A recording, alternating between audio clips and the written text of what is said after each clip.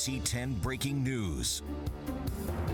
And we begin with breaking news at 4. A man is shot dead in the lobby of Chester County Courthouse after attacking a sheriff's deputy. Now NBC 10 has learned the same man was arrested at the White House a few months ago, accused of jumping the fence there.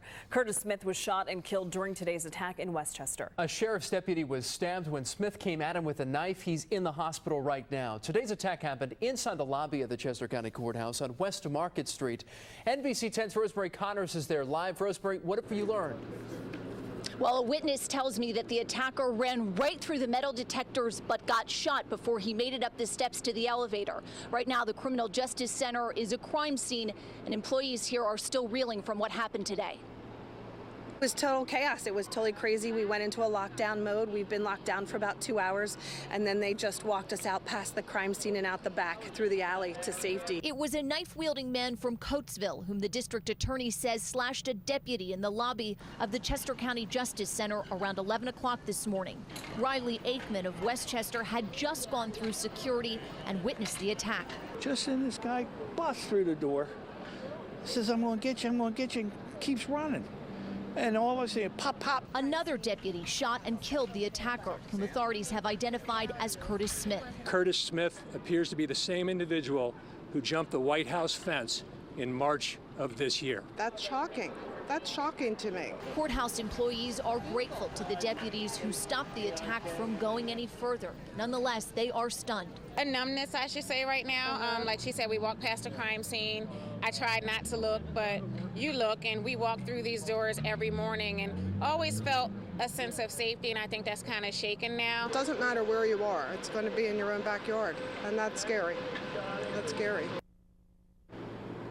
Curtis Smith died at Paoli Hospital. We mentioned earlier that a deputy sheriff, the one who was slashed, that deputy sheriff is now being treated for injuries to the arm and to the hand. Reporting live in Westchester, I'm Rosemary Connors, NBC 10 News. Rosemary, while you're still with us right now, we just heard that the district attorney said Curtis Smith tried to jump the White House fence.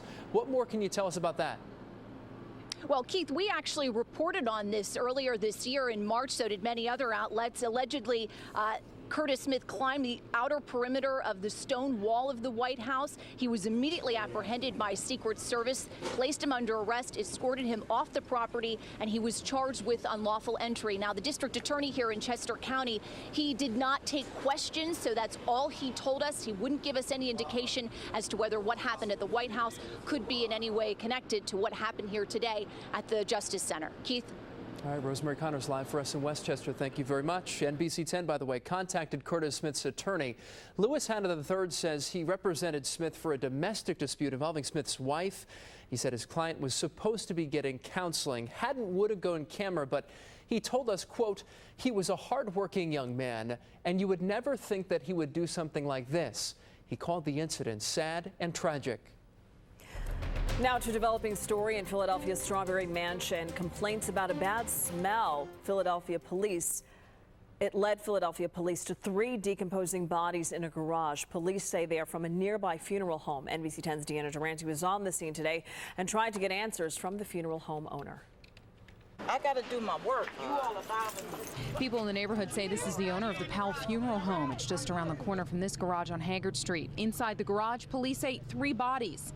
One was there at least a month. No, we've seen the garage open for months. We know it was shut down. But to see it's open is kind of curious, so smelt it and noticed there was bodies in there. The bodies, 2 of them, police say were in cardboard boxes. Another inside a coffin, were removed by another city funeral home. Police say they're looking at both scenes, the garage and the funeral home. Inside the funeral home, a sign in the window says reconstruction and lists a number for services. Sources say no funeral services should be performed inside that building. Well, I feel sorry for the families, you know, they loved ones. Really, I do. Because you don't know how I would feel if one of my loved ones was in there. Residents say the funeral home owner was a pillar in the community and always lent a helping hand to those who were in need. We didn't have no money to nothing to pay that lady. That lady would do the best she could to set up something. Now police say they want to know if the home had a valid license and why the bodies were in the garage in the first place. They have not said if they will be filing any charges. In Strawberry Mansion, Deanna Durante, NBC 10 News. To a developing story on Wall Street, trading just wrapped up for the day after a brief rally. The Dow Jones Industrial Average once again ended the day in negative territory. The Dow made up some ground throughout the day, but within the past couple of hours fell again to finish more than 200 points down. That's after the Dow's worst three-day drop in history, losing more than 1,000 points. Stocks continue to plunge today in the Chinese and Japanese markets. This as China cut interest rates for the 5th time since November as it tries to boost its slowing economy. The Shanghai Index has now lost more than 40% of its value in the past 2 months.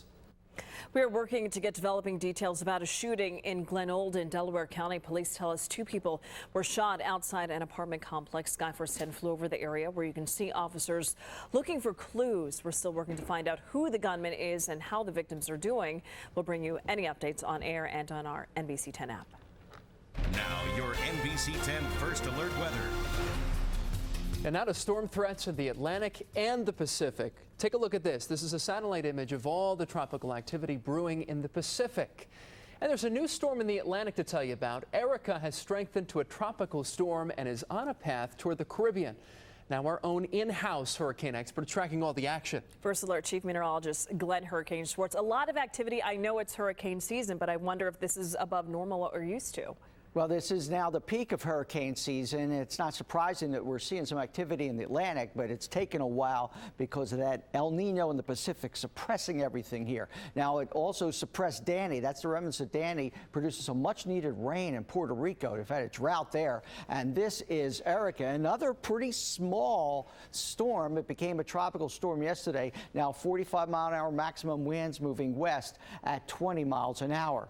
Now, the predicted path of this, the computer models in pretty good agreement that it's on a general track toward the Bahamas. But the real question is it going to survive that trip?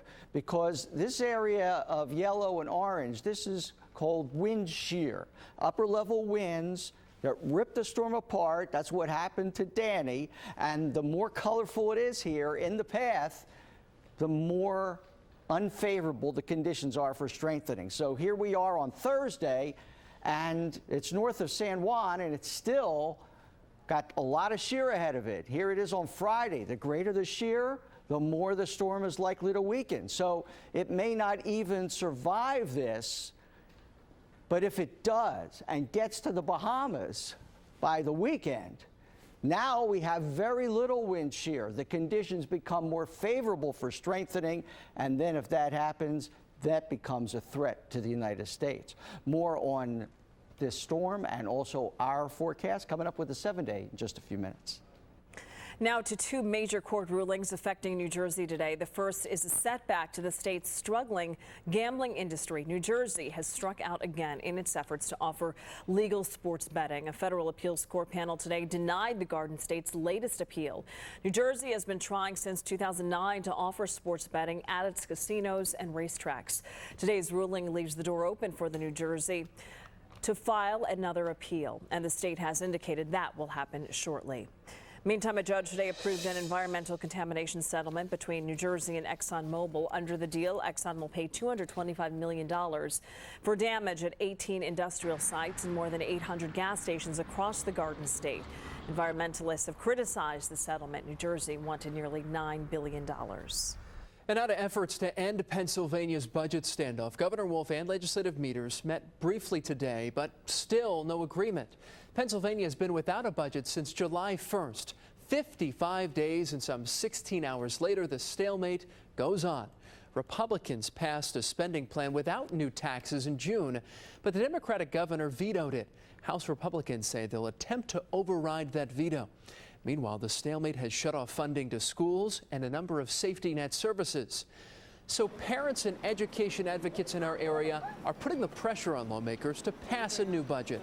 NBC 10 in Center City, Philadelphia this morning as a group called Public Citizens for Children and Youth boarded a bus for Harrisburg to push for action.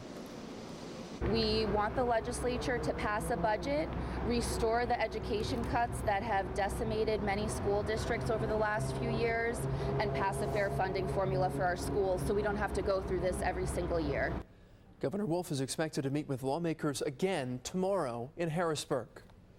Now to a school funding fight in Delaware County. The next round is set to begin in about 2 hours. That's when parents and teachers gather at Chester High School. At issue, Governor Wolf's proposal to cut funding to charter schools in the Chester Upland School District. Lawyers for both the state and school district are in court about it this week.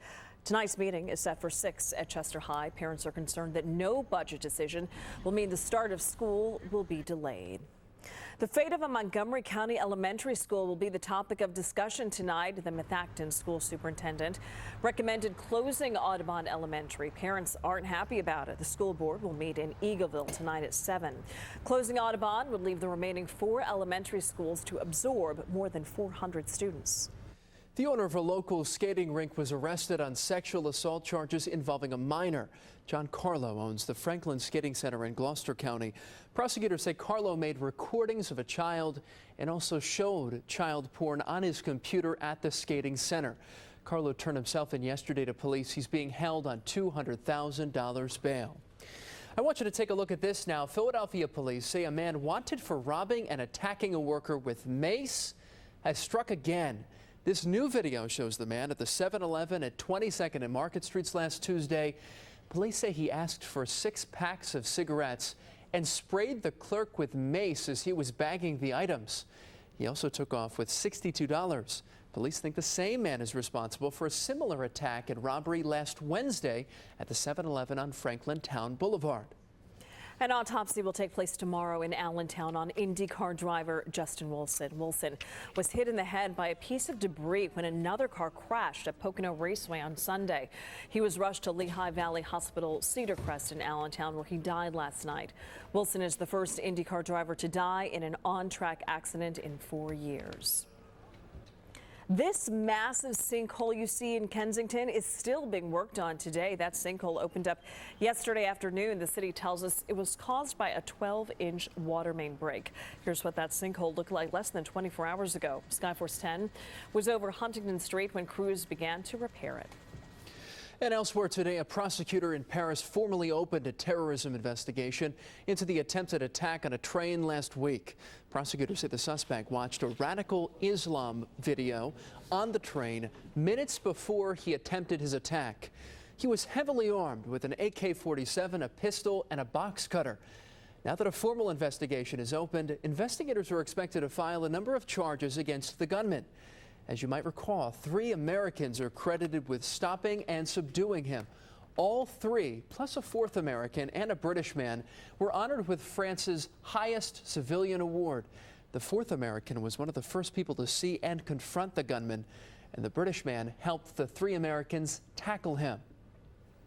New developments now in the corruption case involving New Jersey Senator Bob Menendez. The Justice Department is pushing back against efforts by Menendez to dismiss the indictment against him.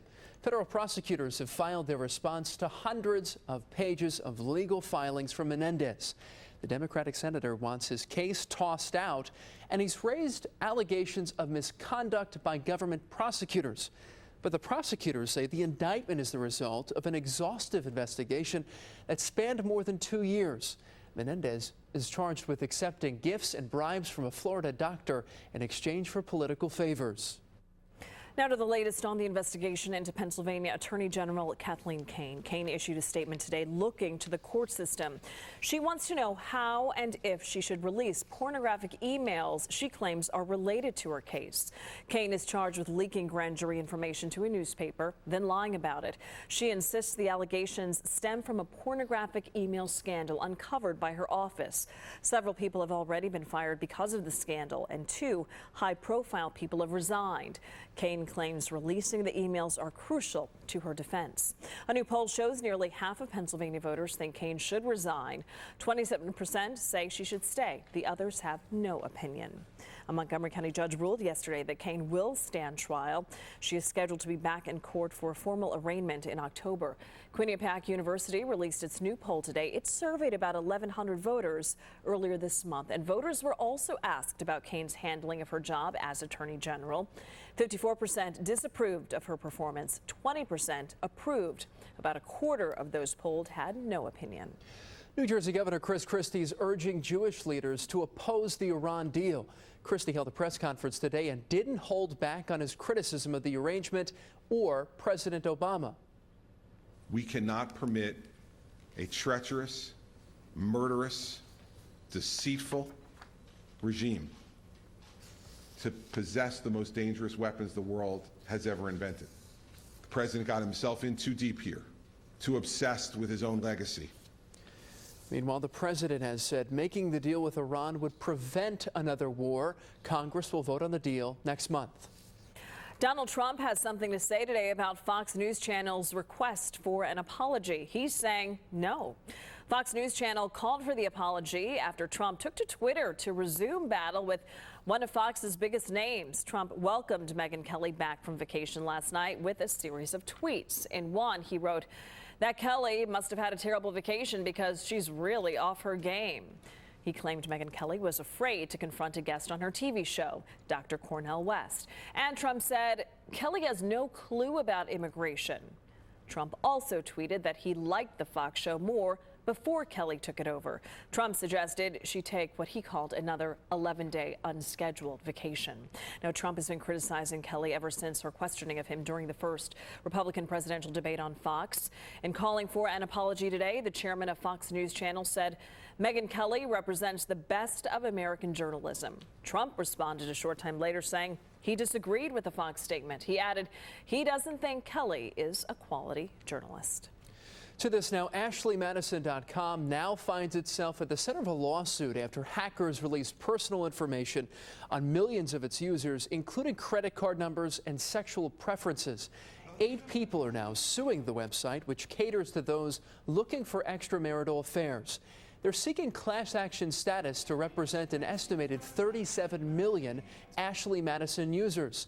The suit claims the website didn't take reasonable steps to protect the security of its users, including some who paid a special fee to have their information deleted. An earthquake rattled parts of West Tennessee this afternoon. Some residents near Covington, Tennessee say they felt the ground shake this morning. The U.S. Geological Survey says a 3.5 magnitude earthquake hit around 8:30 local time. Fortunately, there are no reports of injuries or any damage from the quake. Mount Everest is opening back up to climbers for the first time since a deadly earthquake happened earlier this year, and a climber from Japan is volunteering to climb first. That man will attempt the 29,000-foot climb by himself. The climber has attempted Mount Everest before. In 2012, he lost all of his fingers due to frostbite. He aims to begin his climb by mid-September. An earthquake back in April killed more than 9,000 people in Nepal and left hundreds of thousands more homeless. It also triggered an avalanche on Mount Everest that killed 18 climbers. Now, your NBC 10 First Alert weather with Chief Meteorologist Glenn Hurricane Schwartz. Wow, it was a picture-perfect day to eat outdoors. NBC 10 in Westchester, where this group was enjoying lunch under the sunshine along Gay Street. And we've got a lot more chances to have lunch or dinner outside during this week. Every single day. They've got days of comfort to go. But it will be heating up eventually. The tropics have become very active, as you saw just a few minutes ago, and we're tracking Erica, which is the one system in the Atlantic Ocean that is definitely worth monitoring. We've got beautiful clear skies out there right now, but it is warm. It's 88 degrees. The humidity is so low, though, it feels like temperature's only 86. So that helps. We got a 13-mile-an-hour wind, too, and it's only in the low 80s north and west. It's 90 degrees in Bensalem and out toward northeast Philly, and 88 in Mount Holly, 88 Atlantic City International. So, yeah, it's a warm day. The average high is now down to 84 degrees for the Philadelphia area. And at the shore, a little bit cooler at Lewis, Delaware, and into the low 80s. Along the rest of the Jersey Shore, 78-degree ocean temperature. That's about as high as it's gotten all season. Now, as far as lows tonight, with very light winds, low humidity, it gets down into the 50s. North and west, Reading and Allentown, 56 degrees, while it's a comfortable 65 in Philadelphia. Nobody is going to be especially warm. You can see with the dry air that's over us right now, we have some clouds back across the Great Lakes, but the rain is way up in Canada, so none of that's headed this way. Just some fair weather clouds is all I would be expecting the rest of the week, and a lot of dry air over a lot of the country. Now, the west winds keeping things on the dry side. And again, this is the future cast of clouds and rain. Want to mention that because you're not going to see much of either other than the dry northwest or west winds that are coming in here. There's Wednesday night, and we still don't even have significant cloud cover, let alone any kind of rain anywhere in the area. So it's a good time to go wash the car because it's not about to get rained on. There's the remnants of Danny, and there is Erica out in the Atlantic east of the Caribbean. It's moving to the west. 45-mile-an-hour winds, new advisory coming out fairly soon. And here's the latest track from the National Hurricane Center, taking it pretty much west-northwest, just north of Puerto Rico and toward the Bahamas, this big Bermuda high out in the middle of the Atlantic. That prevents it from curving. So the only thing to really stop this is that wind shear I was talking about, to weaken it or rip it apart totally, because if it manages to survive into the Bahamas or anywhere around here, then it's a threat to land, obviously. It's a potential threat to the United States if it survives that trip to the Bahamas. For tonight, clear and comfortable, 65 degrees. For the low in Philadelphia, 56 north and west. During the day tomorrow, a lot of sunshine, low humidity, bright blue skies again, not as warm, low to mid 80s. And then we drop another couple degrees on Thursday, low 80s on Friday. I mean, that's just perfect weather for most folks. It starts to get more humid on Saturday. Temperature comes up a little, and more humid on Sunday, up near 90 degrees. So now we're talking hot and humid, but we still don't see any real triggers for lots of thunderstorms. Cape May residents calling out their mayor. The local ordinance they say he selectively enforced, leaving them without a ride to work. And then they go away and they don't come back until somebody gets their attention, like you guys. The NBC 10 investigators getting results on this dangerous gas leak in Philadelphia, putting residents at risk. Why it's taken PGW 6 months to fix it.